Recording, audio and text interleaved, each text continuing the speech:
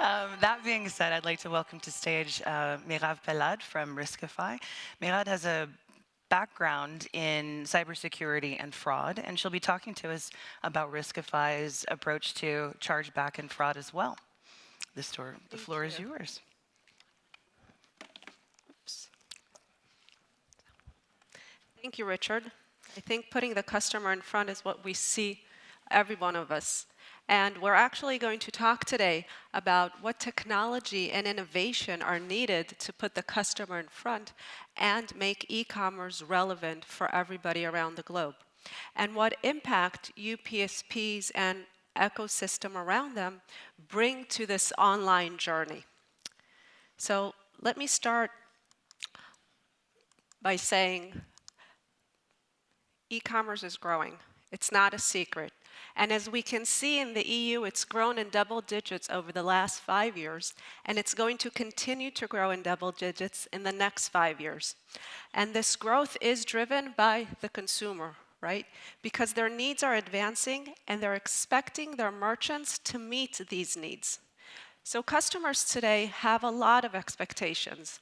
They want to buy globally, but pay locally.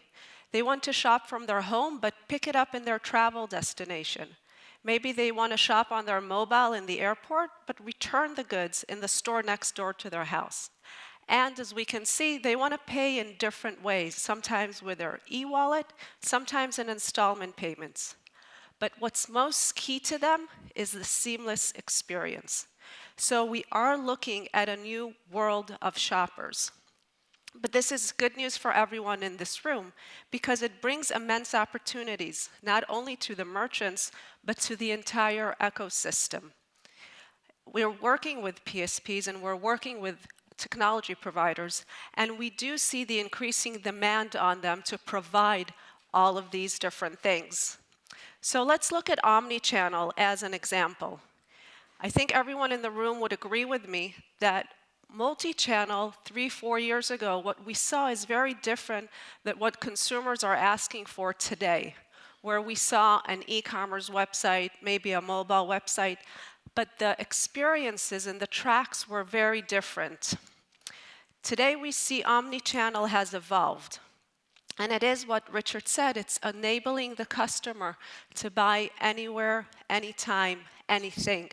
They want to go in between the tracks, but feel the same in every track.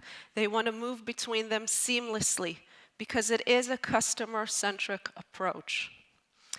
So you can see some examples here. I can start shopping online, right? So the web rooming, where I can look through the different options, but then I'll go to the store and really purchase there, or finalize the purchase online and just pick up in the store.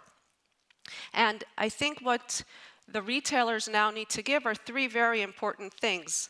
One is a personalized, relevant experience, as Richard said. It needs to be all about the customer. Also, the extreme convenience of fast, smooth, no bumps, no friction on the way, and a quality customer service. So these 3 things are key when we're looking today at the retailers. But I have to curb my enthusiasm. So yes, the digital revolution is here, and yes, technology exists, and the innovators of the retailers are there. But as we can see, only 7% of the retailers are currently providing this experience, with another 50 planning to provide this in the next 5 or 3 years. So there's still a gap. And when we're talking about this, we're talking about the unified experience, this move from multi-channel to omni-channel. So if I can share from my own experience, I was planning a meeting in London last week, and I was very excited because then I can buy from my favorite shop. It's a UK-based shop, so I went online, I chose everything, I really got the discounts that are offered online, very happy, finished my purchase. And I chose a pickup in the store because I wasn't sure exactly where my hotel was and when I was getting there. When I got to London, I picked up my package. It was all ready for me. I sorted through everything, and then I realized that one of the shirts I ordered in the wrong size. While I was in the store, very helpfully, I got the shirt in the right size, and I wanted to exchange. This is where it got a bit awkward. So They told me I needed to go back online, cancel my order online, reorder online, but I was holding the shirt in my hand. Well, traveling across border, I had to now go through 3DS authentication on my mobile because that's what the PSP required, but I couldn't get the SMS verification because I was away from home.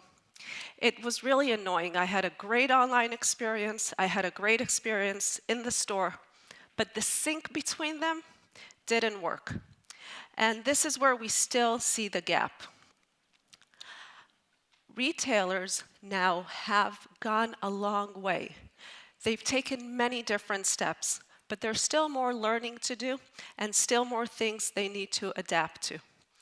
But it's not only consumer habits that are changing, it's also the regulations. 2018 brought us a ban on geolocation. 2019 is bringing us PSD2, right? We'll talk about that later, don't worry. So PSPs must facilitate these different changes and be able to accommodate the merchants' requests. So merchants today are looking for a partner that will give them this one-stop shop, be able to give their customers the ability to buy in any currency at anywhere from any different payment method that they want. And they want it all in one place. And on top of that, of course, they want a single fraud monitoring system that will guide them along the way. And why is this important? Well, we see with the leaping growth in e-commerce also the growth in C&P fraud, which in turn means chargebacks, hitting the bottom line of the merchant. But chargebacks are only a small portion of what fraud really costs the merchants. The fear of fraud is a big revenue loss for merchants as well. And what do I mean by fear of fraud? So let's say a merchant gets hit by a fraud attack. They analyze all the data and they realize these are all Chinese-based credit cards with an IP from France. This makes them very risk averse, meaning now they're going to tweak their rules, they're going to change their methods, and they're going to keep out all the transactions with a Chinese BIN and an IP from France. Well, they'll stop the next chargeback, but they'll falsely decline many customers on the way. This is the fear of fraud that's making them put in more friction in the transaction. So the 3DS that I encountered the other day, or maybe manual review team starting to call up the customers. Friction. Remember, the customer wanted a seamless journey. So this is a bad experience. But actually, for the merchants themselves, this is even more costly because they're putting a lot of money and resources into bringing the shoppers into the funnel, and these rules are actually narrowing down the funnel of where the buyers are going to end. So we know the total e-commerce fraud costs the industry over $21 billion a year. But actually, the fear of fraud is costing $15 billion of that. So merchants that are spending money are now getting a very, very high acquisition cost with a very low ROI because they're not only losing that single transaction, as you can see, they're going to lose the next transaction and the one after, the whole lifetime value of the customer because they don't want to shop there anymore. So these fraud solutions that are keeping out the fraudsters are having to deal with many false declines. What we want to see with a customer-centric approach is putting approvals in front. Before I show you an example of how we put approval in front, I want to talk about what Riskified does. So very quickly, Riskified is an AI end-to-end solution that helps merchants grow their revenue. So we approve more transactions. That's our goal. Fear of fraud leaves money on the table. Riskified does not. And we eliminate the cost of chargeback because every transaction we approve, we shift the liability to us. And we can come in different places in the journey to make sure we actually grow the merchant's revenue. I want to take you through an online purchase that we saw in our system to show you how this works. We looked before at Omnichannel and the different ways you can buy. MCommerce is one of the ways that we can buy through Omnichannel, and as I've heard yesterday, it's going to be the biggest growing segment in Omnichannel. So what's this MCommerce and how do we look at it? It's actually buying very quickly and boosting revenue on behalf of the merchant because the device is right in our hand, right? We can click it immediately, do a lot of shopping, and everything goes through. Our identity is in there. Sometimes our credit card is in there and other data. This is great. It's seamless almost. But it's also why fraudsters love MCommerce, because everything is right there. So some quick examples of how merchants can falsely decline the good customer because of the mobile device. You talked before about, do we have the right mobile app, right? Doing this. Well, I have big fingers. A lot of the mobile apps aren't ready yet, and I have a lot of typos. So I'm not at Gmail anymore, I'm at Gnail. Bad customer, right? Or even worse, I might not be typing my billing address right, AVS mismatch. I'm getting thrown out, and I'm a good customer. 3DS, again, I am thrown out. You don't want to miss me, merchants, I buy a lot. Anyway, so this is where we are having problem going to false declines. Velocity. Mobile commerce wants you to shop a lot, small purchases all the time. This would be flagged by a rule-based system.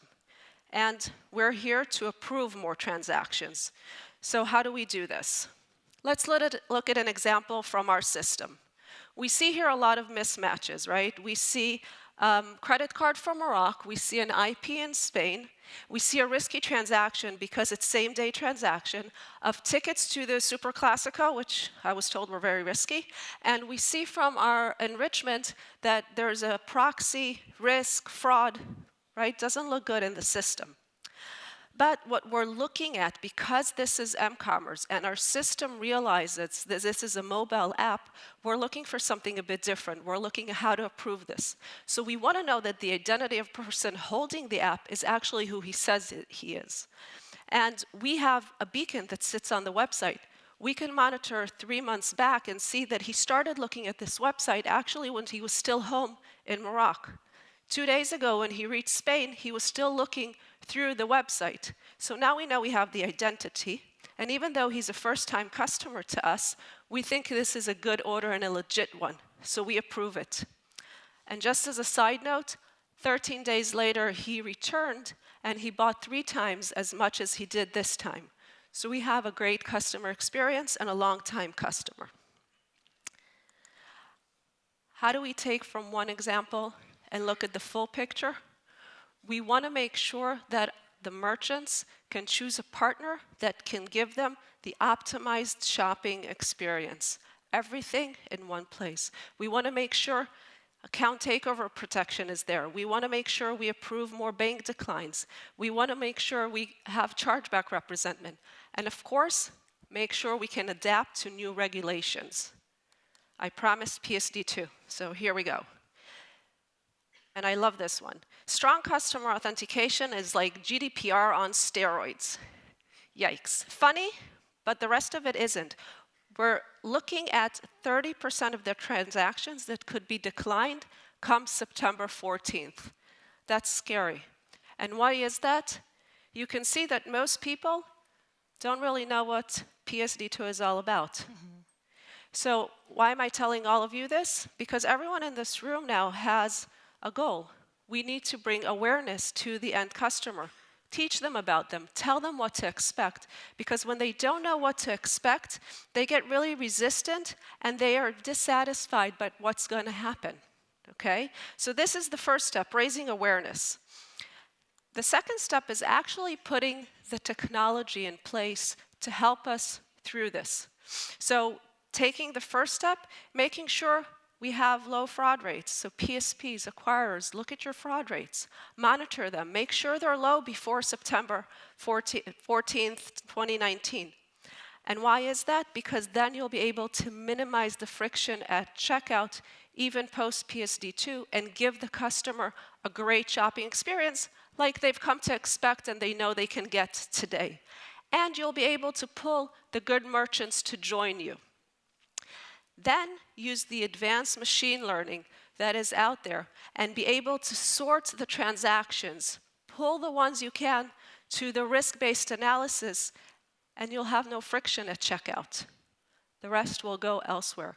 Make sure you use this technology, and you're now actually using the security regulations to build your business and get more opportunities. I'll leave you with 3 takeaways. Remember to differentiate yourself.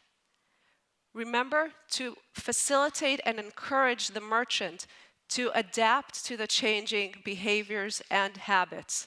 And of course, be proactive in front of the regulation. Thank you, everybody.